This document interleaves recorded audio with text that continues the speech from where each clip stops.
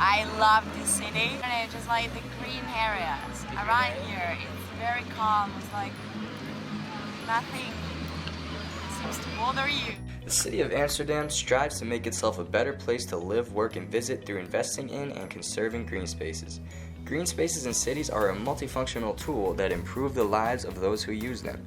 Amsterdam's goals and ambitions for developing their green spaces are outlined in the Amsterdam Green Agenda. So that document sets out and it basically allocates funding for green spaces in Amsterdam for the 2015-2018 period. It allocates, I think, 20 million euros during this period for green spaces in the city. The reasoning and the logic behind it is really kind of multifunctional and integrated.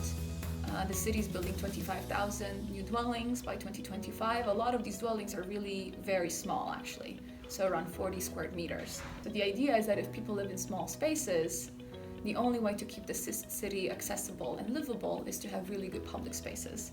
Green spaces being the living room of the city. Green spaces are also very good for biodiversity, which is also something that comes in this green agenda. They're also very good for water management. They're also very good for cooling off the city during periods of no rain. They're very good for actually lowering noise pollution, for example, on tram tracks. The residents of Amsterdam are in contact with green spaces on a daily basis, more than once. So it talks about a policy where every resident should be within 20 minutes of a major green space. So we're talking about places like Wester Park or Amsterdamse Bos or Wandelpark, Flevo Park. But you should also have like green right when you exit the house into the street. You should also have green there. And you'll notice this is kind of micro greenery in the city. Like you'll notice streets where every resident seems to have kind of made a big garden in front of their house. And I think the Green Fund funds up to 75% of these kinds of small-scale street greening projects. In this green agenda, it talks about pocket parks. So there's also these kinds of smaller green spaces. And green should just be kind of everywhere in the city, which I think is amazing because most cities have spent the last 30 or 40 years just getting rid of green spaces, right? So I think it's really nice to kind of mend that green fabric in the city. And the green fabric and the blue, they're so complementary.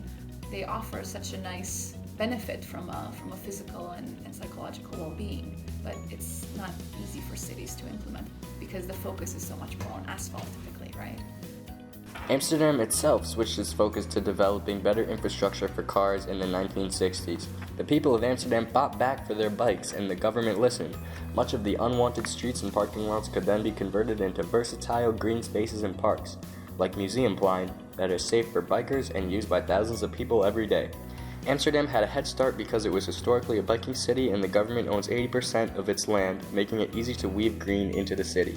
Other cities can add to their green fabric with green roofs, walls, and other living architecture, but should also strive to streamline their infrastructure and make more room for green in the city. Whether the urbanite of the future rides their bike to work or takes a shared self-driving car, they should see more green and less asphalt in their city. So there's all these different benefits to green spaces, and that's part of what this green agenda actually makes clear, right? It's not about the benefits of green spaces from one single reason, but really all these different reasons together. The Green Agenda's focus on city parks, biodiversity, neighborhoods, and accessibility not only makes for better green spaces in Amsterdam, but also massively improves the quality of life of Amsterdam's locals and tourists, like Mary and Tony, a couple who have lived in Amsterdam for 65 years, using the green space on the Ringdijk as their front yard. Or these Italian tourists relaxing on Museumplein, taking a break from celebrating their friend's birthday. No matter who you are, the green spaces in Amsterdam will make your stay better and easier. When you have, let's say, a 4-kilometer commute, which is similar to my commute, and I spend 2 kilometers of the 4 kilometers on a bicycle through Wandelpark, with no air pollution, with no noise pollution, with everyone else biking with a big smile on their face, I think that's something that doesn't happen in other cities. There's so many spots in the city where, by 5 or 6 or 7 o'clock in the evening on a sunny day, these green spaces get covered with people having picnics.